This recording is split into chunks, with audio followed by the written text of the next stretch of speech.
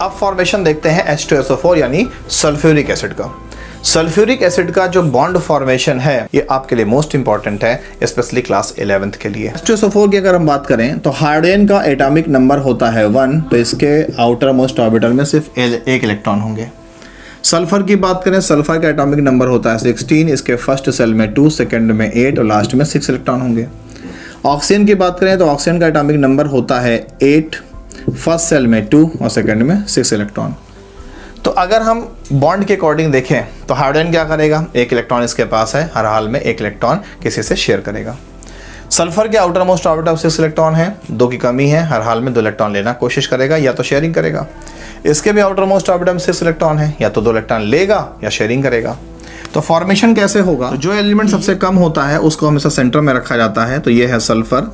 Sulphur के पास electron है 1 2 3 4 5 6। ये है नेक्स्ट ऑक्सीजन, इसके पास इलेक्ट्रॉन है 1 2 3 4 5 6। ये है हाइड्रोजन, इसके पास इलेक्ट्रॉन है 1। वैसे ही एक ऑक्सीजन ये है, इसके पास इलेक्ट्रॉन है 1 2 3 4 5 6 और ये है हाइड्रोजन और इसका इलेक्ट्रॉन ये है। क्लियर।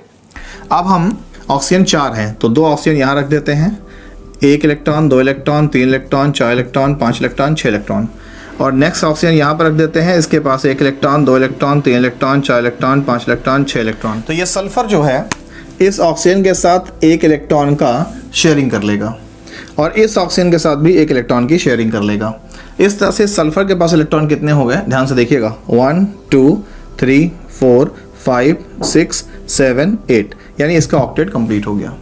इस ऑक्सीजन की बात करते हैं, इसके पास इलेक्ट्रॉन हो गए 1 2 3 4 5, ये 6 और ये 7। अब ये भी इनसे 1 इलेक्ट्रॉन की शेयरिंग कर लेगा, ये हो गया 8, यानी इसका भी ऑक्टेट कंप्लीट हो गया। इस हाइड्रोजन के पास इलेक्ट्रॉन हो गए 1 और 1 2, और आपको मालूम है कि हाइड्रोजन के आउटर मोस्ट ऑर्बिटल में सिर्फ 2 इलेक्ट्रॉन होते हैं और उसका ऑक्टेट कंप्लीट बना जाता है। अब अगर इधर की हम बात करें तो इस ऑक्सीजन के पास इलेक्ट्रॉन कितने हैं, 1 2 3 4 5 6 7। ये भी इस हाइड्रोजन के साथ एक सिंगल बॉन्ड बना लेगा, यानी 1 इलेक्ट्रॉन की शेयरिंग कर लेगा और इसका भी ऑक्टेट हो जाएगा कंप्लीट, और हाइड्रोजन के पास भी 1 और 1 2 इलेक्ट्रॉन हो जाएंगे। तो इन सब का ऑक्टेट कंप्लीट हो गया। अब जैसे ही इन सबका ऑक्टेट कंप्लीट हुआ वैसे ही ये दोनों ऑक्सीजन टेंशन में आ गए कि हमारा ऑक्टेट कैसे कंप्लीट होगा। तो इन्होंने सल्फर से रिक्वेस्ट किया कि भाई तब तक काम चलाने के लिए हमें अपने ये इलेक्ट्रॉन का जो पेयर यानी इलेक्ट्रॉन का जोड़ा खाली है ये हमको दे दो। तो इस सल्फर ने इन पर दया करके अपना 2 इलेक्ट्रॉन इस ऑक्सीजन को दे दिया और अपना 2 इलेक्ट्रॉन ये वाला इस ऑक्सीजन को दे दिया काम चलाने के लिए। हमेशा के लिए नहीं, हमेशा के लिए दिया होता तो सल्फर पर प्लस आता और ऑक्सीजन पर माइनस आता। इस तरह से इनके पास भी 6 और ये 2 इलेक्ट्रॉन 8 हो गए और इनके पास भी 6 और 2 इलेक्ट्रॉन 8 हो गए। याद रखिएगा कि जो तीर का ये एज है ये सीधा 1 इलेक्ट्रॉन है और ये 1 इलेक्ट्रॉन है। तो इस तरह से एक कंप्लीट एरो, एक कंप्लीट तीर 2 इलेक्ट्रॉन को शो करता है और इस तरह से H2SO4 का फॉर्मेशन होता है।